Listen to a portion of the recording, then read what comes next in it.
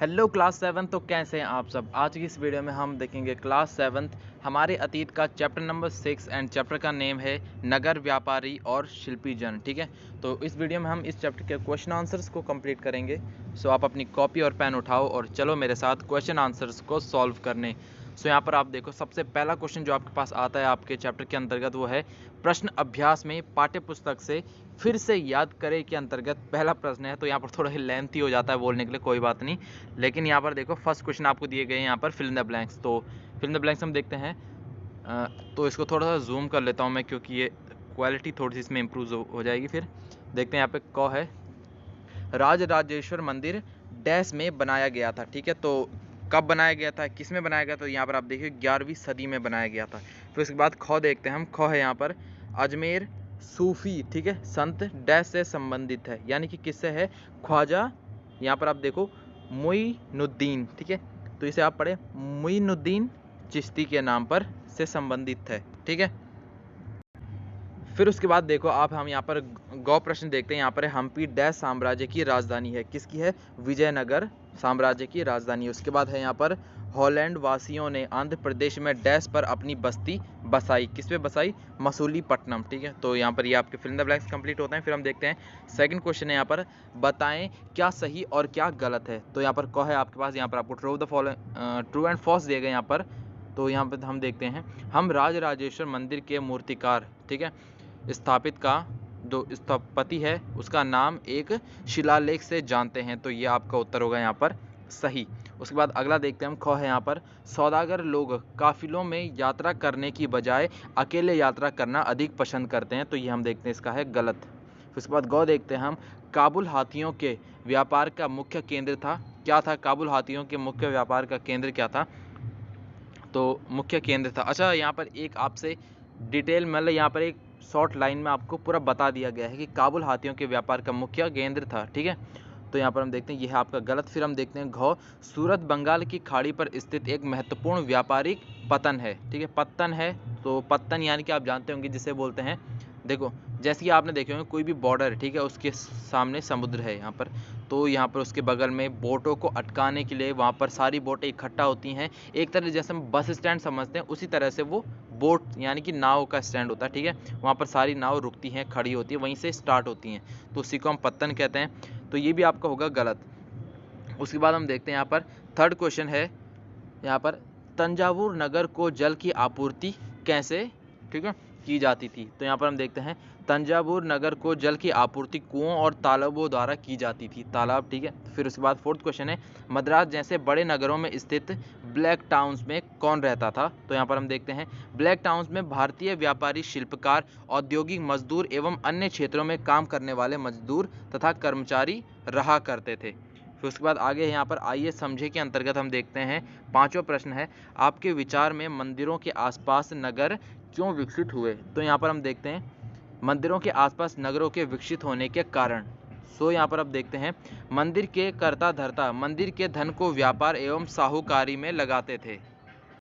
फिर उसके बाद हम यहाँ पर देखो सेकंड पॉइंट देखते हैं। यहाँ पर है समय के साथ बड़ी संख्या में पुरोहित, पुजारी, कामगार, शिल्पी, व्यापारी आदि मंदिर तथा उसके दर्शनार्थियों एवं यहाँ पर है तीर्थ यात्रियों की आवश्यकताओं को पूरा करे, ठीक है, पूरा करने के लिए मंदिर के आसपास बसते थे।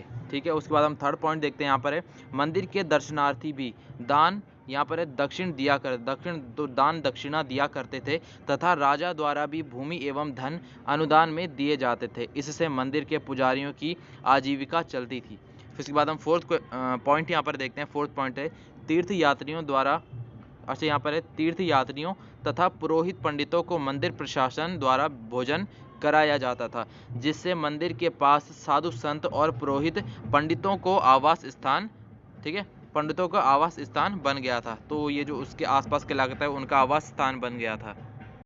सो यहाँ पर उसके बाद हम छठा क्वेश्चन देखते हैं। सिक्स क्वेश्चन है हमारे पास यहाँ पर मंदिरों के निर्माण तथा उनके रख रखाव के लिए शिल्पी जन कितने महत्वपूर्ण थे।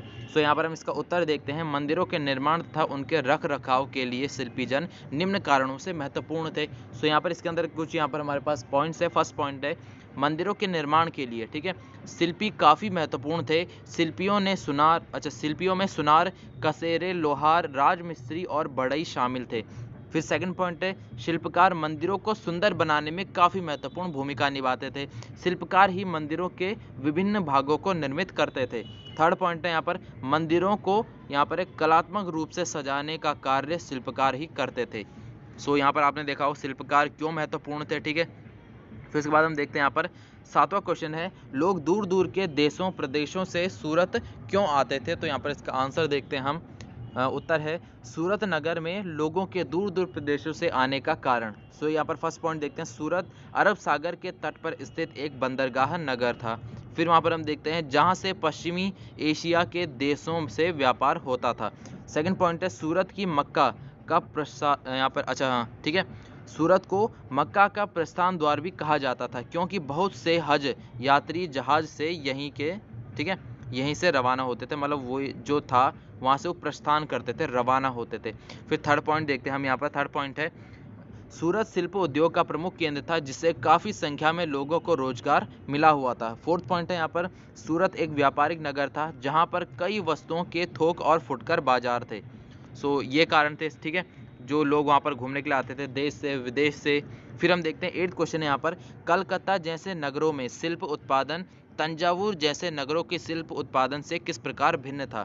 सो हम देखते हैं यहाँ पर तंजावुर कलकत्ता से पहले का ठीक है विकसित नगर है, इसलिए तंजावुर में शिल्प का उत्पादन कलकत्ता से पहले शुरू हो गया था।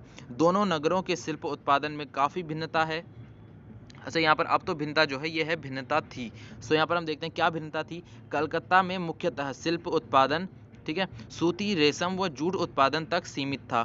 फिर सेकंड है तंजावुर में सूती वस्त्रों के अतिरिक्त कांस्य मूर्तियों धातु के दीपदान मंदिरों के घंटे आभूषणों आदि का निर्माण बड़े पैमाने पर होता था क्योंकि तंजावुर एक मंदिर नगर था। तो यहाँ पर ये पॉइंट था उसके मेन जो उसका यहाँ पर जान थी कि वो ये सब वहाँ क्यों होता था, क्योंकि वो एक क्या था मंदिर नगर था। फिर उसके बाद हम देखते हैं आइए विचार करें के अंतर्गत यहाँ पर आपके पास 9वां प्रश्न है इस अध्याय में वर्णित किसी एक नगर की तुलना आप अपने परिचित किसी कस्बे या गांव से करें, क्या दोनों के बीच कोई समानता या अंतर है। सो ये तो आपको स्वयं करना होगा लेकिन फिर भी मैं आपको बता देता हूँ। सूरत नगर और यहाँ पर है टेकारी कस्बा की तुलना, ठीक है, टेकारी एक कस्बा है उसकी तुलना की गई है सूरत नगर से। सो सूरत और यहाँ पर है टेकारी, ठीक है, गया बिहार में है ये। सो यहाँ गया मतलब ये मैंने गया इसलिए नहीं कहा, यहाँ पर ये गया भी इसी का नाम है, ठीक है। सो यहाँ पर सूरत देखते हैं हम। सूरत एक व्यापारिक नगर है, यहाँ पर लोगों को आवश्यकता ठीक है आवश्यकता की अधिकांश वस्तुएं प्राप्त हो जाती हैं। लेकिन हम देखते हैं टेकारी एक छोटा सा कस्बा है जो ग्रामीण क्षेत्रों की आवश्यकता की पूर्ति करता है। सो उसके बाद अगला देखते हैं हम आगे है सूरत में। सूरत एक महानगर है जिसकी आबादी 28 लाख से अधिक है और टोकरी की आबादी 20,000 से भी कम है। फिर थर्ड है यहाँ पर सूरत एक औद्योगिक प्रशासनिक व्यापारिक नगर के रूप में विकसित हो चुका है और यहाँ पर है टेकारी ग्रामीण क्षेत्र का एक प्रखंड है, ठीक है। सो उसके बाद हम यहाँ पर 10th क्वेश्चन देखते हैं। 10th क्वेश्चन है सौदागरों को किन किन समस्याओं का सामना करना पड़ता था, आपके विचार से क्या वैसी कुछ समस्याएं आज भी बनी हुई हैं। सो यहाँ पर इसका उत्तर देखते हैं हम। यहाँ पर है सौदागरों को निम्नलिखित समस्याओं का सामना करना पड़ता था और यहाँ पर वो समस्याएं क्या हैं, समस्याएं देखते हैं हम। व्यापारियों को अनेक राज्यों तथा जंगलों में से होकर गुजरना पड़ता था। अब जो व्यापारी हैं वो जब व्यापार करने जाएंगे तो उन्हें अनेक जो राज्य हैं उनसे गुजरना पड़ेगा, जंगलों से गुजरना पड़ेगा, इसलिए वे आमतौर पर काफिले बनाकर एक साथ यात्रा करते थे। सेकंड है सौदागर अपने हितों की रक्षा के लिए व्यापार क्या करते थे, संघ बनाते थे, गिल्ड होता है, ठीक है। उसके बाद हम देखते हैं उन्हें विभिन्न प्रकार के कर चुकाने पड़ते थे। फोर्थ है प्राचीन व मध्यकाल में यातायात के रूप में बैलगाड़ी घोड़ा गाड़ी नावें आदि प्रमुख थे, अर्थात यातायात के साधन भी पर्याप्त मात्रा में नहीं थे। सो उसके बाद देखते हैं यहाँ पर वर्तमान समय में भी सौदागरों को व्यापार संघ बनाने पड़ते हैं, उन्हें विभिन्न कर चुकाने पड़ते हैं तथा व्यापार के लिए दूर दूर तक यात्राएं करनी पड़ती है। सो उसके बाद हम 11th क्वेश्चन देखते हैं। 11th क्वेश्चन हमारे पास आइए करके देखें। तो यहाँ पर है तंजावुर या हम्पी के वास्तुशिल्प के बारे में कुछ और जानकारी प्राप्त करें और इन नगरों में मंदिरों तथा अन्य भवनों के चित्रों की सहायता से एक स्क्रैप बुक तैयार करें। तो स्क्रैप बुक तो आपको स्वयं बनानी पड़ेगी, वो तो मैं आपको बना के नहीं दे सकता। सो यहाँ पर छात्र स्वयं करें इसे। 12th क्वेश्चन भी आपके लिए स्वयं करने के लिए, लेकिन मैं आपको समझा देता हूँ। यहाँ पर है किसी वर्तमान तीर्थ स्थान का पता लगाएं, यानी कि जो वर्तमान में कोई भी तीर्थ स्थान है उसका आपको पता लगाना है और बताएं कि लोग वहाँ क्यों जाते हैं, और आपको ये बताना है कि लोग वहाँ क्यों जाते हैं, वहाँ वो क्या करते हैं और क्या उस केंद्र के आसपास दुकानें हैं और वहाँ क्या खरीदा और बेचा जाता है। तो ये सभी आपको उसमें बताना है। सो ऑलमोस्ट यहाँ पर आपके सभी क्वेश्चन आंसर्स कंप्लीट होते हैं।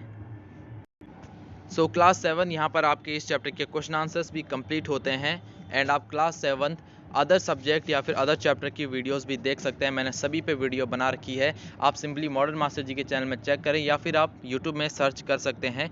क्लास 7 चैप्टर का नेम लिख के बाय मॉडर्न मास्टर जी करके आप सर्च करें, आपको वीडियो मिल जाएगी। और इस यानी कि जो आपका हिस्ट्री है क्लास 7 हमारे अतीत, इसकी लिंक मैं आपको डिस्क्रिप्शन बॉक्स में भी दे दूंगा, वहाँ पर भी आप देख सकते हो। सो तब तक के लिए पढ़ते रहें और मॉडर्न मास्टर जी का नाम भी रोशन करें।